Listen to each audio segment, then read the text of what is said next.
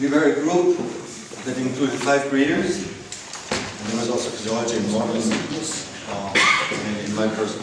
So we were fairly complete and had a strong breeding expertise.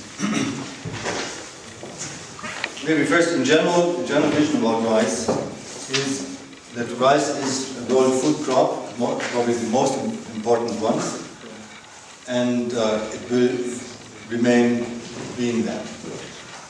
Rice has therefore a very low price elasticity. The demand is very constant or proportional to demography, and so the demand will be enormous, and if the prices increase in a major way, this will be a huge problem to peace and stability. So there must be a major emphasis in maintaining and increasing production worldwide, especially in Africa. That is one part of the general strategy. The other part is that rice is a plant that requires a lot of water, which is a constraint for future climate scenarios. On the other hand, reducing the use of water by rice is risky because water use in rice is part of the ecological strategy of rice. Rice uses a lot of water in order to protect itself from major environmental stresses. And if you take this water guzzling away, you run into other problems. So there's a trade-off between the high water requirements and the utility of water guzzling in rice. Which means you have to focus on environments where you have plenty of water, and you have to increase the water productivity of rice. So that is the major premise. Maybe we can add another general point from a breeder's point of view. Rice is probably among the 4 crops here in the room the one where breeding on a molecular basis is the most advanced, and we will be able to use in a few years a toolbox of markers for whatever stress, whatever trait you want. You just take the markers from your toolbox.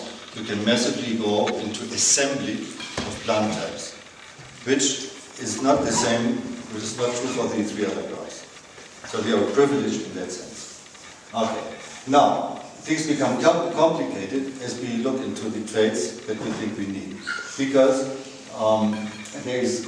there are different subgroups of rice that are almost like different species. There is irrigated rice. Okay, let's say first there is aquatic rice and there is dryland rice.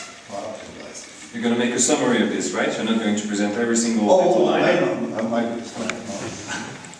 But you have to go straight that there are, let's say, 4 groups that are important. We may reduce that to 3 maybe, but we need breeding strategies that are different for those, let's say, 3 at least groups.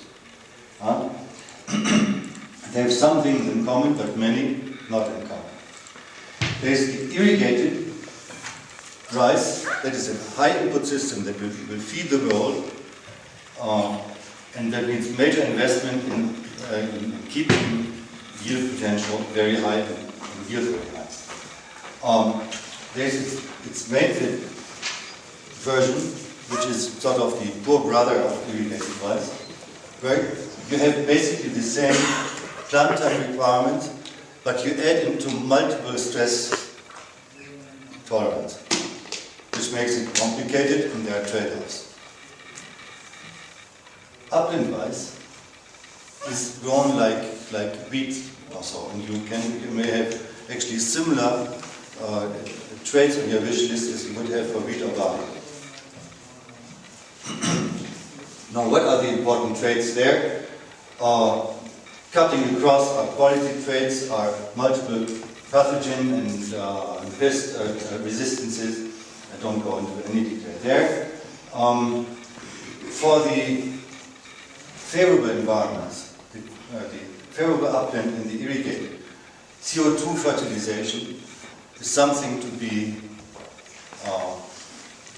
fostered, and that requires specific breeding activities. Nothing has been done so far in the past. That's innovative That's part of the plant life. Short duration phenology is very important for the irrigated rice sector because it saves water. There you go for water guzzling, but in the shortest possible time. Yeah? Short duration is important in unfavorable upland rice for very different reasons, because there you want to escape drought as the rainy season is short. So same trait for very different reasons. Okay, we identified also in which regions in Africa and the world those ecosystems are important.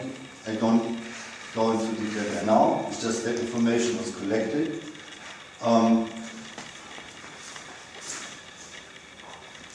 And there is a long list of adaptations that we think we need. I move to the next two. Now, translating that into breeding strategies. What is a breeding strategy? What are its components? There's the issue of genetic diversity.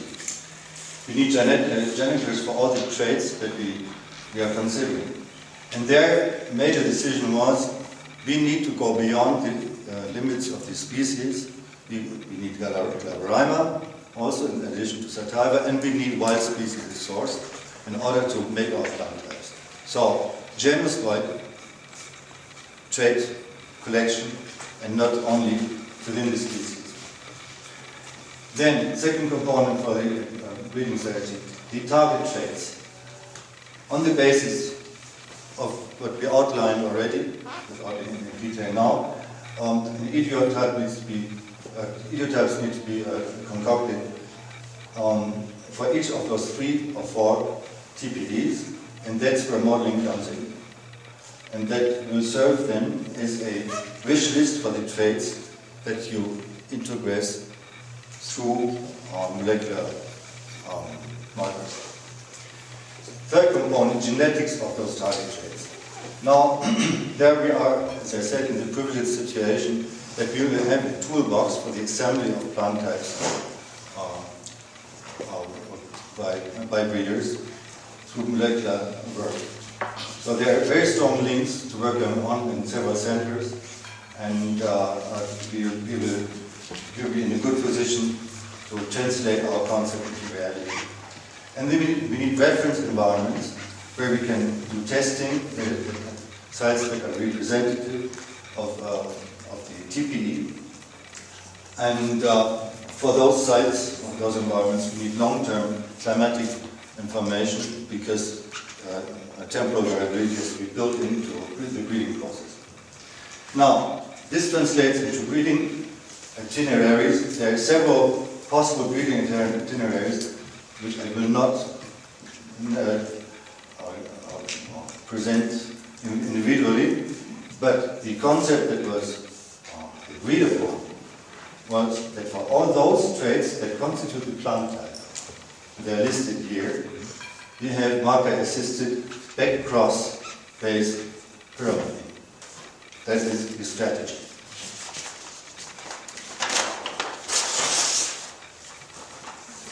Now the question was asked in our assignment, what are the common traits across species? Well, we thought for species here. There are many common trait objectives: drought tolerance, disease tolerance, pest, thermal stress tolerance, and so forth. So a common modeling approach can be used. But in terms of the breeding strategy and program,